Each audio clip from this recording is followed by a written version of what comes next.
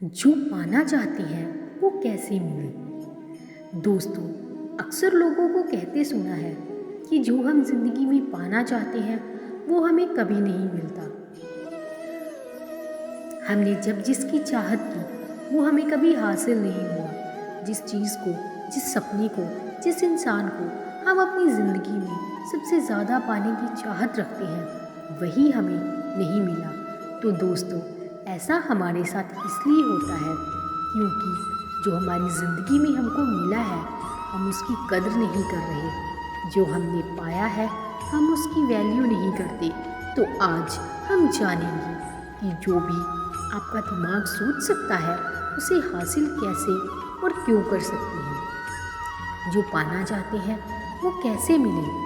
दोस्तों, जो हमें नहीं मिला उसके पीछे हम जिंदगी भर भागते रहते हैं और उसके चक्कर में जो हमारे पास है हमें वो भी नहीं दिखता, हम उसे भी गंवा देते हैं। जो चीज़ नहीं मिली उसके लिए रोने से अच्छा है जो चीज़ हमारे पास है हम उसकी कद्र करना सीखें। हमें उसमें खुश होना सीखना होगा।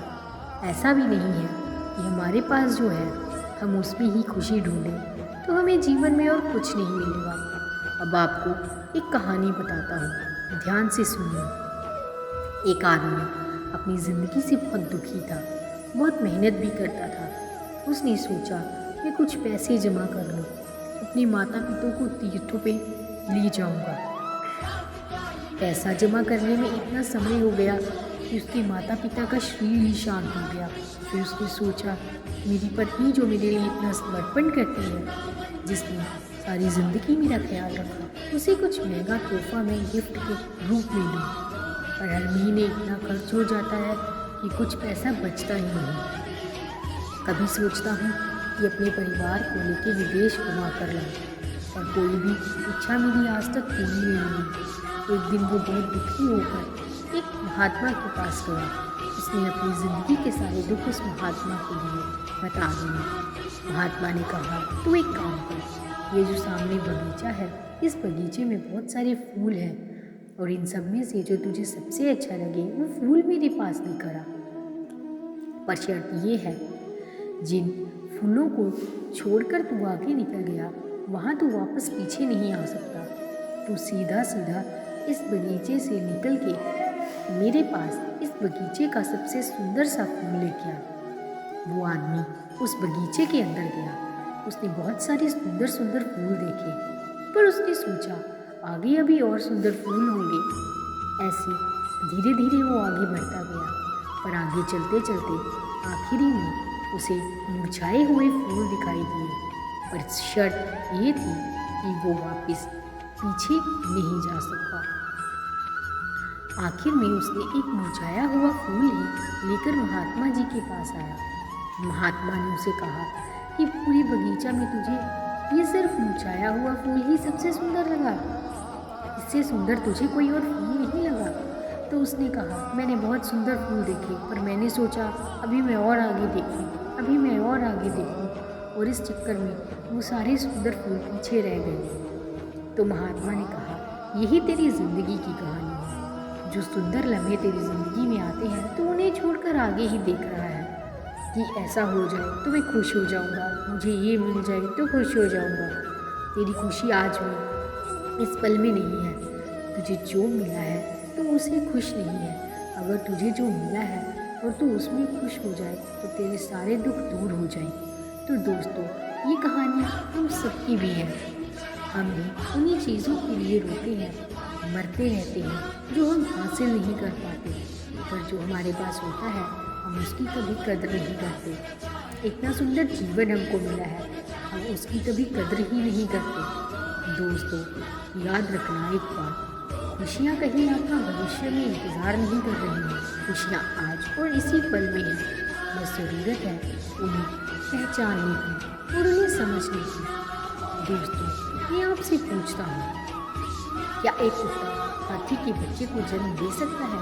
बिल्कुल भी नहीं। एक कुत्ता अपने बच्चे को ही जन्म दे सकता है, लेकिन आपके दिमाग में के लिए ऐसा बिल्कुल भी नहीं है। आप जो चाहें वह सोच सकते हैं और जो चाहे वो पा सकते हैं। आपके दिमाग की सोचने की शक्ति अनलिमिटेड है। ये कुछ भी सोच सकती है और कुछ भी अचीव कर सकती है। अगर आप कुछ सोच रहे हैं लेकिन आपको लग रहा है कि ऐसा नहीं हो सकता, तो आपको अपने बिलीफ सिस्टम को बदलने की ज़रूरत है।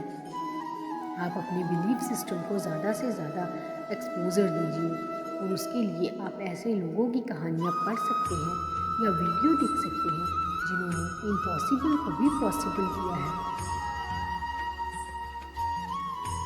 हमारा बिलीफ सिस्टम कैसा है? अगर आपके दिमाग में आता है कि आपको 10,000 है तो आप 10,000 ज़रूर कमा सकते हैं, और अगर आपके दिमाग में 10 करोड़ आता है तो ये 10 करोड़ भी ज़रूर कमा के देता है। यहाँ अगर आपको कुछ चाहिए तो वो है अपने बिलीफ सिस्टम को मजबूत करना है। लेकिन आपका दिमाग वो सभी चीज़ें सोच सकता है जो वो चाहता है। किसी भी चीज़ के बारे में सोचो, अपने दिल को समझाओ और वो चीज़ आपको मिल जाएगी। जो सबसे इम्पोर्टेंट चीज़ है वो है उस विचार को दिमाग में लाना। नेपोलियन हिल ने एक किताब लिखी है जिसका नाम था थिंक एंड ग्रो रिच, और वो खुद भी इस बात पर जोर देते हैं। आपको सिर्फ ये सोचने की ज़रूरत है कि आपकी लाइफ अच्छे के लिए बदल सकती है और कुछ भी अचीव कर सकती है। मुझे हमारे टीचर ने एक बहुत अच्छी बात सिखाई थी, अपने सपनों को आसमान की तरफ फेंको, और अब अपने सपनों को कहो कि वो आपको ऊपर की तरफ खींचे। और हो सकता है कि वहाँ तक ना पहुँच पाए जहाँ तक आपने सपनी है, लेकिन हाँ, आप कम से कम थोड़ा सा ऊपर तो उठेंगे। तो अब आप थोड़ा ऊपर उठे और अपने सपने तक पहुँच जाए। जितना बड़ा सोच सकते हैं सोचिए, और ये सोचें कि आप इन्हें पा सकते हैं। हम हमेशा अपने सपनों के साथ समझौता करते हैं। क्यों है ना, एक कैंडिडेट एक इंटरव्यू के लिए जाता है और कंपनी कहती है कि आप किसी भी कीमत पर उन्हें चाहते हैं। वो कैंडिडेट जॉब ऑफर एक्सेप्ट करता है और बदले में 1 लाख की सैलरी की डिमांड करता है। कंपनी वाले उसको 60,000 रुपये देने की बात करते हैं और आपको लगता है कि अगले महीने उसे 1 लाख रुपये मिलेंगे। नहीं, ठीक उसी तरह जब भी आप कुछ बड़ा सोचते हैं तो लोग आपको कम में सेटल करने की कोशिश करते हैं, तो आपको अपनी वैल्यू बढ़ानी है। ऐसा सबके साथ होता है, तो ऐसे में आपको खुश रहना है लेकिन संतुष्ट नहीं। अगर आप चाहते हैं आपको 1 लाख रुपए चाहिए और आप वैसे क्वालिटी काम कर सकते हैं, तो आपको कभी उसके नीचे का ऑफर एक्सेप्ट ही नहीं करना चाहिए। तब लोग आपको वो देने के लिए तैयार हो जाएंगे, लेकिन आपको अपना 100% देना होगा अपने काम में। जब आप कुछ बड़ा सोचेंगे या करना चाहेंगे तो आपके आसपास के लोग, आपके परिवार वाले, यहाँ तक कि आपका खुद का दिमाग आपको आगे बढ़ने से रोकेगा। लोग बोलेंगे कि जितना मिल रहा है उसी में खुश रहो। लोग आपको हतोत्साहित करेंगे कि ऐसा मत करो या वैसा मत करो। उनके पास पता नहीं कहाँ कहाँ के उदाहरण आ जाएंगे कि एक आदमी ने ऐसा ही किया था तो उसके साथ ये हो गया या वो हो गया।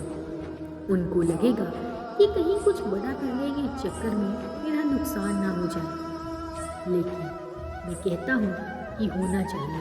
मैं भी अपनी लाइफ में फेल हुआ हूँ, लेकिन उससे मैंने बहुत कुछ सीखा है और मैं लाइफ में आगे बढ़ा भी हूँ। मैं एक बार नहीं कई बार फेल हुआ हूँ, अलग अलग फील्ड में, लेकिन मैंने हार नहीं मानी और मैं प्रयास करता गया।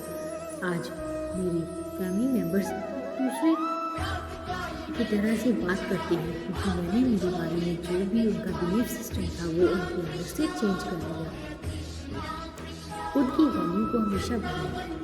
तो जो मैंने आपको इंटरव्यू वाली कहानी बताई, उसमें अगर कैंडिडेट 1 लाख रुपये से नीचे काम करने के लिए मना कर देता तो पॉसिबिलिटीज़ थी कि उसको और ज़्यादा का ऑफर दिया जाता या फिर वो दूसरी जगह नौकरी देखता जहाँ से ज़्यादा पैसा मिलता। तो आपको खुद ही अपनी वैल्यू बढ़ानी है। आपको ध्यान रखना है कि जो कुछ चीज़ें आपके मन में आती हैं आप वो सब कुछ कर सकते हैं।